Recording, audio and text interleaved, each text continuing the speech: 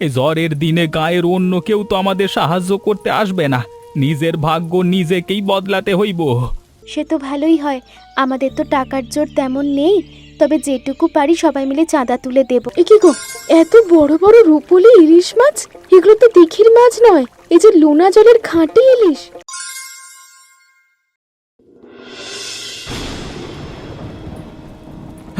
না গো মেঘলা, এবারও মাছ উঠল না। একটা মাছের দেখাও নেই। জালের ভেতর শুধু কিছু পচা পাতা আর শ্যাওলা আটকে আছে। বুকটা ফেটে যাচ্ছে গো।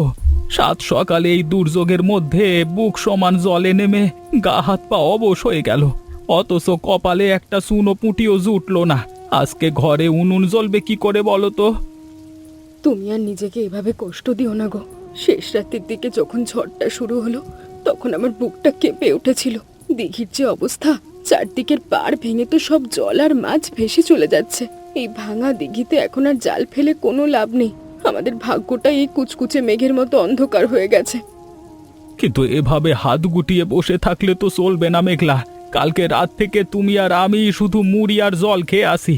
অন্তত দুটো ছোট মাছও যদি পেতাম, বাজারে বেচে চাল নুনটুকু কিনে আনতে পারতাম। এই ঝড়ের দিনে গায়ের অন্য কেউ তো আমাদের সাহায্য করতে আসবে না। নিজের ভাগ্য নিজেকেই বদলাতে হইব। দোহাই তোমার, আর না, শরীরটার দিকে একটু তাকাও। কাঁপতে কাঁপতে তোমার ঠোঁট দুটো নীল হয়ে গেছে। মাছের চেয়ে তোমার জীবনটা তো আমার কাছে অনেক বড়। এই বৃষ্টি মাথায় নিয়ে তোমাকে আর মাছ ধরতে হবে না। এবার বাড়ি চলো, উপরওয়ালা কপালে যা লিখেছেন তাই হবে। অন্তত ঘরে তো চলো, হাত পা ধুয়ে একটু সুস্থ হও, কিছু একটা ব্যবস্থা ঠিক হয়ে যাবে।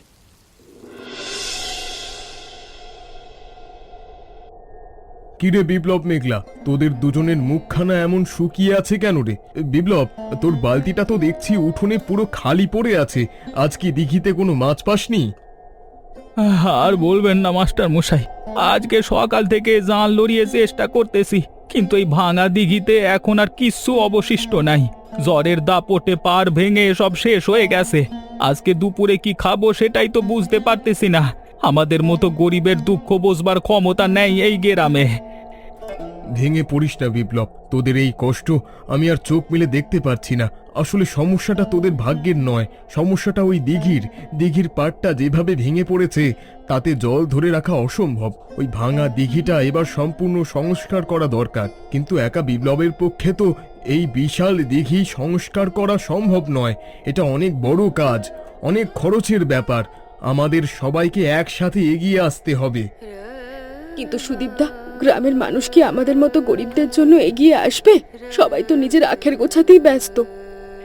কেন আসবে না? এই দিঘিটা তো শুধু তোর একার নয়, দিঘিটা আসলে আমাদের গ্রামের সবার সম্পদ। এখানে সবার অধিকার আছে। তুই এক কাজ কর, বড় মাছ ব্যবসায়ী অরিন্দমের কাছে যা। অরিন্দম মানুষ হিসেবে খুব দয়ালু আর শান্ত স্বভাবের। ও যদি একটু আর্থিক সাহায্য করে আর আমরা যদি সবাই মিলে শ্রম দিই, তবে দিঘির পার আবার নতুন করে বাঁধা সম্ভব। যা বিপ্লব, দুশ্চিন্তা ছাড়, মনে জোর রাখ, একটা ভালো ব্যবস্থা করতেই হবে। আরে বিপ্লব যে, এসো এসো এসো এসো এসো, চেয়ারে এসে বসো। এই ঝড়ের দিনে আড়তের দিকে হুট করে কোনো দরকার আছে ভাই? অরিন্দম বাবু, আসলে একটা বড় বিপদে পড়ে আপনার দুয়ারে এসি। গ্রামের ওই পুরনো ভাঙা দিঘিটার অবস্থা তো আপনি জানেন। ঝড়ের চোটে পার ভেঙে সব জল আর মাছ বেইরে যাচ্ছে। আমাদের মতো গরিব জেলেদের না খেয়ে মরবার দশা হইতেছে। আমি শুনেছি দিঘিটার কথা। পাড়টা সত্যি খুব জরাজীর্ণ হয়ে পড়েছে। তা তুমি কি ভাবছো এটা নিয়ে? বাবু, আমি দিঘি খনন আর পার বাঁধবার জন্য কিছু টাকা চাই। আপনি যদি কিছু টাকা ধার দেন তবে আমি দিন মজুর লাগিয়ে মাটি কাটিয়ে পাড়টা শক্ত করে বাঁধতে পারি। পরে মাস ধরে আমি আপনার সেই টাকা শোধ করে দেব বাবু। বিপ্লব, তুমি গ্রামের সবচেয়ে পরিশ্রমী জেলে। তোমার এই আত্মসম্মানকে আমি শ্রদ্ধা করি। তবে শোনো, আমি টাকা তো তোমাকে অবশ্যই দেব, কিন্তু সেই টাকা আমি তোমাকে দিঘিতে চারা মাছ ছেড়ে দেওয়ার জন্য দিচ্ছি। ওই টাকা দিয়ে তুমি ভালো জাতের রুই, কাতলা আর শোল মাছের চারা কিনবে, ঠিক আছে? সে কি বাবু, তাহলে দিঘি খনন আর পার বাঁধবার খরচ, মজুরদের টাকা, ওসব না করলে তো চারা মাছ বাঁচবে না। সে চিন্তা তোমাকে করতে হবে না। দিঘি খনন আর পার আমরাই বাঁধব, মানে গ্রামের সবাই মিলে নিজেরা শ্রম দিয়ে বাঁধব। আমি নিজে কোদাল ধরবো, সুদীপ মাস্টার থাকবে, তুমি থাকবে। গায়ের সবার সম্মিলিত পরিশ্রমে দিঘি নতুন রূপ পাবে। এতে কোনো মজুরির টাকা লাগবে না, বরং আমাদের সম্প্রীতি বাড়বে। তুমি শুধু চারা মাছের দায়িত্ব নাও। আপনি ধন্য বাবু, আপনার এই বড় মনের ঋণ আমি কোনোদিন শোধ করতে পারবো না।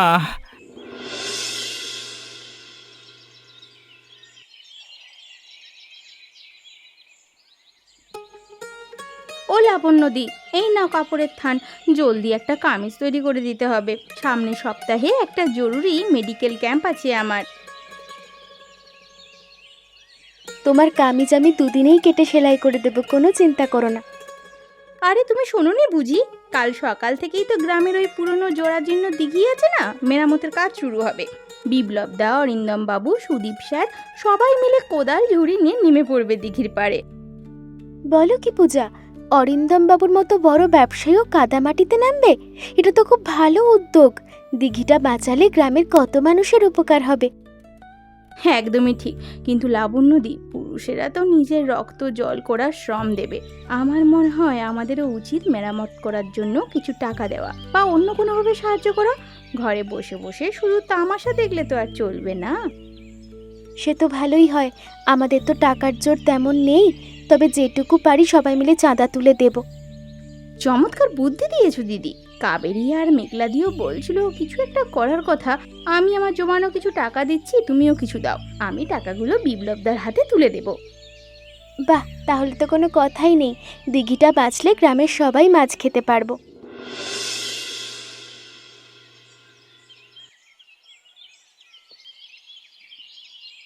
দাদা, ও দাদা, একটু হাতটা থামাও তোমরা। অনেক সকাল থেকে না খেয়ে কাজ করছো। এই নাও, আমি সবার জন্য গরম রুটি আর আলুর দম এনেছি। অরিন্দম বাবু, আপনি শুধু শুধু কেন কষ্ট করতেছেন বলুন তো? আপনি তো সারা মাসের জন্য এতগুলো টাকা দিয়েছেন, আবার পার বাঁধবার পুরো খরচটাও আপনার। আপনি ছাতার নিচে দাঁড়ান, আমরা করতেছি। কেন বিপ্লব, আমি কি এ গ্রামের মানুষ নই? টাকা দিয়েছি, সে তো আমার সামর্থ্য ছিল তাই, কিন্তু শ্রম দেওয়ার সামর্থ্য তো আমার আছে।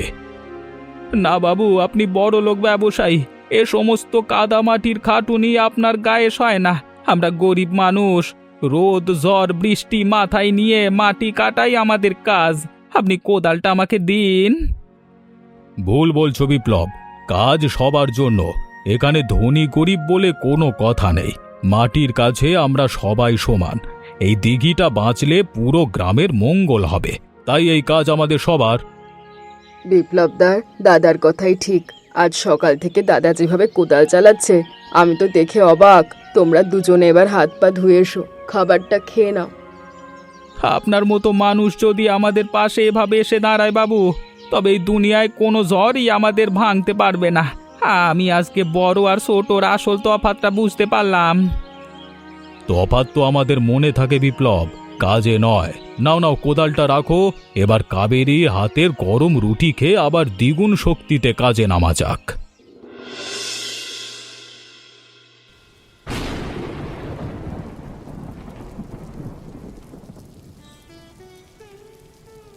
স্যার কেমন আছেন? এই বৃষ্টির মধ্যে স্কুলে যাচ্ছেন স্যার? আরে পূজা যে, ভালো আছি রে। স্কুলের দিকেই যাচ্ছিলাম। তোর খবর কি বল? তোদের সেই মেডিকেল ক্যাম্পের প্রস্তুতি কেমন চলছে? সব ঠিকঠাক চলছে স্যার। তবে আপনার সাথে দেখা হয়ে ভালোই হয়েছে স্যার। আমরা গ্রামের মেয়েরা মিলে একটা ছোট্ট উদ্যোগ নিয়েছি। কি উদ্যোগ? একটু খোলসা করে বল তো। স্যার, ওই যে ভাঙার দিঘিটা সংস্কার হচ্ছে না, গ্রামের কাজ চলছে না, অরিন্দম বাবু একা কত টাকা দিলেন। আপনারাও সবাই মিলে যান লড়িয়ে শ্রম দিচ্ছেন। আমরা ভাবলাম ঘরের কোণে বসে শুধু শুধু তামাশা দেখলে তো আর চলে না। তাই আমি, লাবণ্যদি, কাবেরী আর মেঘলা মিলে গায়ের সবার বাড়ি বাড়ি গিয়ে একটা চাঁদা তুলেছি। খুব একটা বেশি নয়, তবে আমাদের সাধ্যমতো কিছু টাকা তুলেছি। বাহ, তোরা তো চমৎকার কাজ করেছিস রে পূজা। এই না হলে আমাদের গ্রামের মেয়ে। এই যে দেখুন স্যার, টাকাটাই ব্যাগেই আছে। আমি ভাবলাম এই টাকা নিয়ে গিয়ে বিপ্লবদার হাতে তুলে দেব। দিঘির কাজে যদি কোনো বাড়তি খরচ লাগে তাতে কাজে আসবে। সত্যি পূজা, তোদের এই রূপ দেখে আমার বুকটা গর্বে ভরে গেল। একটা সমাজ বা গ্রাম শুধু পুরুষের শ্রমে বদলায় না। তোদের মতো মা বোনেদের এমন আন্তরিক সহযোগিতা ছাড়া কোনো ভালো কাজই পূর্ণতা পায় না। তুই একদম ঠিক ভেবেছিস। টাকাটা তুই নিজে গিয়ে বিপ্লবের হাতেই দে। ও তো এখন দিঘির পাড়েই আছে। তোদের এই অবদান দেখে ওদের মনের জোর আরো 100 গুণ বেড়ে যাবে। ঠিক আছে স্যার, আমি সময় করে দিয়ে আসবো। আপনি সাবধানে যাবেন, রাস্তা বেশ পিচ্ছিল। আচ্ছা, সাবধানে যা। আরে কাবেরী, এই মাঝরাতে তুই একা একা আড়তে খাবার নিয়ে চলে এলি? কি দরকার ছিল বলতো এই কষ্টটা করবার? আমি তো আর বড় জোর আধ ঘন্টার মধ্যেই কাজ শেষ করে বাড়ি ফিরতাম। হ্যাঁ, তোমার তো আর 0.5 ঘন্টা শেষ হয় না। দাদা, দুপুরে কাজের অজুহাতে বাড়ি ফিরলে না। মা ওদিকে পথ চেয়ে বসে রইল, তাই রাতে আর ঘরে বসে থাকতে পারলাম না। নিজের হাতে গরম গরম ভাত আর তরকারি বেড়ে নিয়ে চলে এলাম। তুই রাগ করিস না বোন, আসলে আজকে আড়তে বড্ড কাজের চাপ ছিল।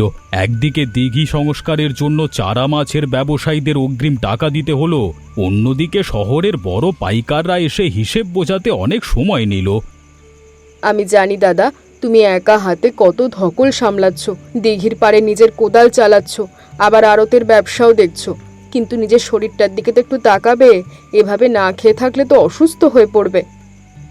গ্রামের এতগুলো মানুষের মুখে হাসি ফোটাতে গিয়ে একটুখানি তো কিছু হয় রে।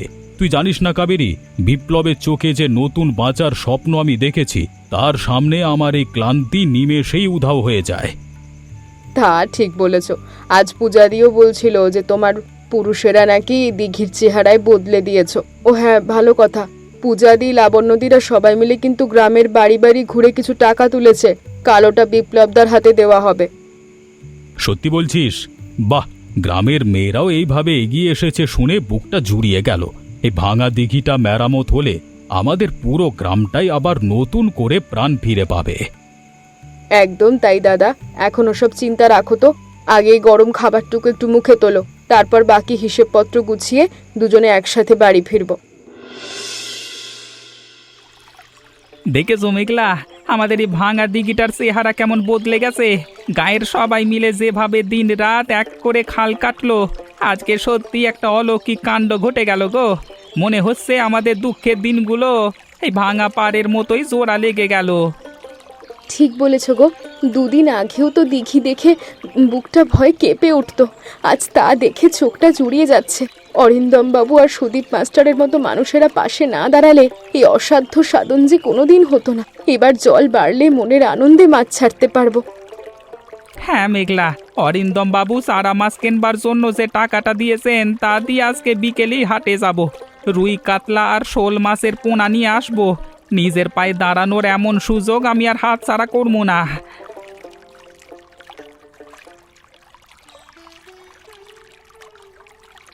ও বিপ্লবদা, মেঘলাদি, সকাল সকাল দুজনে মিলে নতুন দিঘির রূপ দেখছো বুঝি? বাহ, পাড়টা তো চমৎকার বাঁধানো হয়েছে গো। দেখো, বোঝাই যাচ্ছে না যে কদিন আগে ঝড়ে এইসব ভেঙে গেছিল। এই তো তোমার দাদাকে বলছিলাম তোমাদের সবার অবদানের কথা। তবে তুমি এই 7 সকালে হঠাৎ দিঘির পাড়ে, কোনো দরকার আছে বোন? দরকার তো অবশ্যই আছে দিদি। এই নাও বিপ্লবদা, এই ব্যাগের ভেতরে কিছু টাকা আছে। গ্রামের আমরা সব মেয়েরা মিলে বাড়ি বাড়ি গিয়ে চাঁদাটা তুলেছি। আমি, লাবণীদি, কাবেরী এই কাজটা করেছি। এ কি পূজা, তোরা গ্রামের মেয়েরা মিলে চাঁদা তুলছিস, কিন্তু দিঘির পার বাঁধার কাজ তো শেষ, আর সারা মাসের টাকাটাও তো অরিন্দম বাবু দিয়েছেন। তাহলে এই টাকা আমি কেন নেব? একদম না করবে না দাদা, এটা আমাদের সবার ভালোবাসা। মাছ ছাড়ার পর দিঘি পাহারা দেওয়া, চুন ছেটানো বা নেট কেনার মতো আরো অনেক বাড়তি খরচ থাকবে, কিন্তু আমাদের এই সামান্যটুকু সহযোগিতা তোমরা ফিরিয়ে দিও না। এটা গ্রামের মা বোনেদের, তাদের ভাইদের আশীর্বাদ হিসেবে দিয়েছে।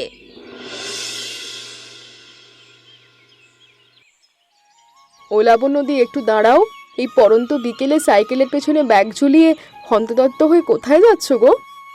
আর বলো না কাবেরী, ওই মফিজ চাচার মেয়ে তার বিয়ের অনুষ্ঠানের জন্য একটা জামা বানাতে দিয়েছিল। আজ কয়েকদিন হলো জামাটা তৈরি করে রেখেছি, কিন্তু মেয়েটা নিতেই আসছে না। তাই ভাবলাম ঘরে না বসে থেকে আমি নিজেই সাইকেল চালিয়ে ওটা দিতে যাচ্ছি।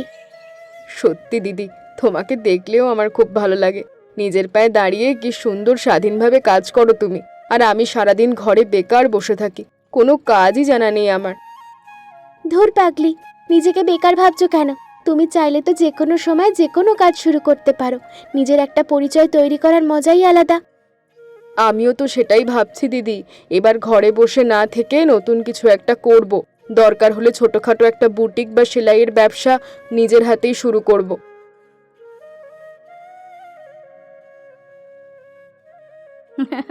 বাহ কাবেরী, তোমার মুখে এমন স্বনির্ভর হওয়ার কথা শুনে বেশ ভালো লাগলো।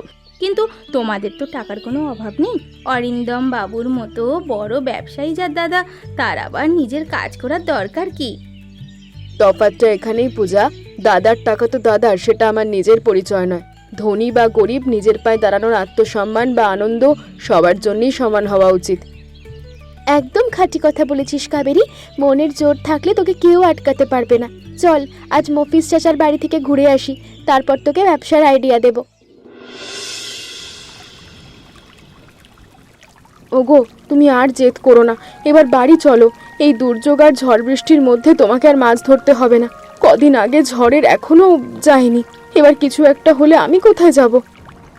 তুমি বুঝছো না মেঘলা, দিঘির পার বাঁধবার পর আজই প্রথম জাল ফেললাম। ওপরওয়ালার নাম নিয়ে যখন নেমেই পড়েছি তখন শেষ চেষ্টাটাও দেখতে দাও।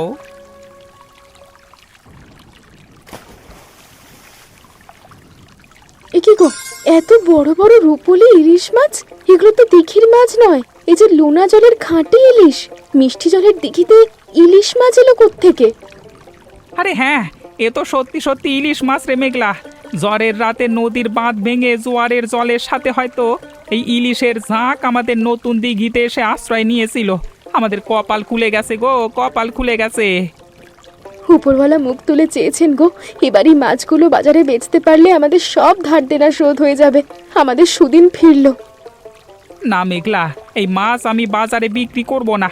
এই মাছ আমি সোজা অরিন্দম বাবুর আড়তে নিয়ে যাব। কেন গো, বাজারে দিলে তো অনেক বেশি দাম পেতে। অরিন্দম বাবু আমাদের বিপদের দিনে নিজের পকেটে টাকা দিয়েছিলেন, সারা মাসের ব্যবস্থা করেছিলেন, নিজে কাদা মাটি মেখে দিঘি বেঁধেছেন। ওনার এই বড় মনের ঋণ তো টাকা দিয়ে শোধ হবে না, তাই দিঘির এই প্রথম শ্রেষ্ঠ উপহার আমি ওনাকেই দিয়ে আসব।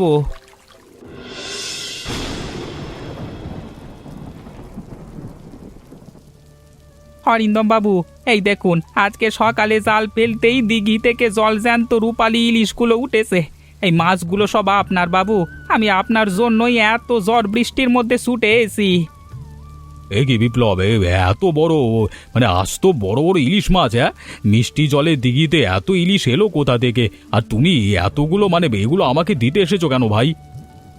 বাবু, ঝড়ের রাতে নদীর জল উপসে এই মাছগুলো আমাদের দিঘিতে ঢুকেছিল। আপনি আমাদের বিপদের দিনে সারা মাসে টাকা দিয়েছিলেন, নিজে কাদা মেখে দিঘির পার বেঁধে দিয়েছেন। এই মাছের উপর প্রথম অধিকার আপনার বাবু। না বিপ্লব, ভুল করছো। এই মাছ আমার একার নয়, এই মাছ আমাদের পুরো গ্রামের মানুষের সম্পদ। আমি শুধু টাকা দিয়েছি, কিন্তু শ্রম তো গ্রামের সবাই মিলে দিয়েছে। তবে এই মাছ আমি একা কেন নেব? তা কি করে হয় বাবু? আপনি যদি উপহারটুকু না নেন তবে আমার এই গরিব বুকটা বড্ড ছোট হয়ে যাবে। আপনার ঋণ যে আমি কোনোদিন শোধ করতে পারবো না। শোনো বিপ্লব, আমি একটা বুদ্ধি দিই। আমি এই টাকাটা দিচ্ছি, তুমি বাজার থেকে চাল ডাল আর তেল মশলা কিনে সোজা বাড়ি যাও। আজকে এই ঝড়ের দিনে এই ইলিশ মাছ রান্না করে গ্রামের সবাইকে নিয়ে একসাথে দুপুরের খাওয়ার আয়োজন করো। আপনি ধন্য বাবু, আপনার মনের তুলনা হয় না। আজকে তবে তাই হবে। এই দুর্যোগের দিনে গ্রামের সবাই মিলে একসাথে আমাদের ভাঙা ঘরে আনন্দের ভোজ হবে। বাহ, এই তো ভালো ছেলের মতো কথা। তুমি মেঘলাকে গিয়ে রান্নার তোড়জোড় করতে বলো। আমি সুদীপ মাস্টার আর বাকিদের খবর দিয়ে একটু পরেই তোমাদের বাড়ি আসছি। ও লাবণ্যদি, একটু পা চালিয়ে চলো গো। বিপ্লবদা আর মেঘলাদি নাকি আজকে দেখি তাজা ইলিশ মাছ রান্না করছে। এই বৃষ্টির দিনে গরম গরম ইলিশ মাছ ভাজা খাওয়ার আনন্দটাই তো আলাদা। ইলিশ আর গরম গরম ভাত, আহা হা হা। একদম ঠিক বলেছিস পূজা। ঝড়ের দিনে ওই ভাঙা দিঘি দেখে কারোর মুখে হাসি ছিল না, আর আজ সেই দিঘির ইলিশ খেতে আমরা সবাই একসাথে যাচ্ছি, ভাবলেই ভালো লাগছে। সত্যি দিদি, বিপ্লবদার ঘরে আজ আনন্দের আলো জ্বলছে, দেখে আমার নিজেরই আনন্দ হচ্ছে। মানুষ চাইলে যে সব বাধাই পার করতে পারে তা এবার চোখের সামনে দেখলাম। ভালো কথা কাবেরী, আজকে কিন্তু তোর জন্য আমার কাছে একটা মস্ত বড় সুখবর আছে। সুখবর? কি সুখবর দিদি, জলদি বলো না, আমার তো তর সইছে না। আমি আমার ঘরের ব্যবসার জন্য আরও 2টো নতুন সেলাই মেশিন কিনেছি। তুই তো কদিন আগে বলছিলি না ঘরে বেকার বসে না থেকে নিজের পায়ে দাঁড়াতে চাস, তুই কাল থেকে আমার এখানে এসে কাজ শুরু করে দিতে পারিস। সত্যি বলছো লাবণ্যদি? এ কি চমৎকার কথা শোনালে গো। আমি তো আজ থেকেই কাজ শেখার জন্য তৈরি, নিজের উপার্জনে এবার কিছু একটা করতে পারবো। বাহ কাবেরী, তাহলে তো আজ ডবল আনন্দের দিন। একদিকে দিঘির ইলিশের ভোজ, অন্যদিকে তোমার নতুন কাজ শুরু। চলো চলো চলো, মেঘলা দিদির বাড়িতে এসে গেছে।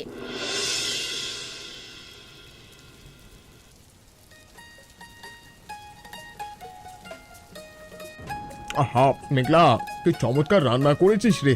এমন খাঁটি ইলিশের স্বাদ আমি অনেক দিন পাইনি। এই ঝড়ের দিনে তোদের সবার সাথে এভাবে বসে খেতে পেরে বুকটা জুড়িয়ে গেল। সব আপনাদের আশীর্বাদ মাস্টার মশাই, আপনারা সবাই মিলে দিঘিটা বাঁচালেন বলেই আজকে এই ব্যবস্থা হলো। আচ্ছা মাস্টার, দিঘিতে তো প্রচুর ইলিশ এসেছে।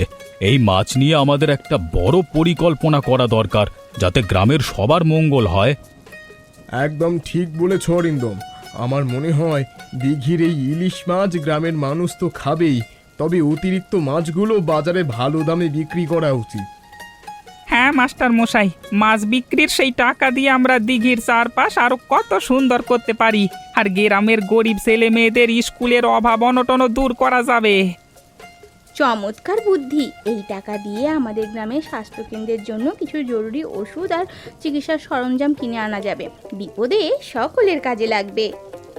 আর আমাদের গ্রামের মেয়েরা যারা স্বনির্ভর হতে চায় তাদের ছোটখাটো ব্যবসার জন্য এই তহবিল থেকে সাহায্য করা যেতে পারে। কি বলো কাবেরী? একদম ঠিক দিদি, আজ এই ভাঙা দিঘির ইলিশ আমাদের গ্রামের রূপটাই বদলে দিল। ধনী গরিব পুরুষ নারী সবাই মিলে একসাথে থাকলে যে কোনো ঝড়ই আমাদের হারাতে পারবে না।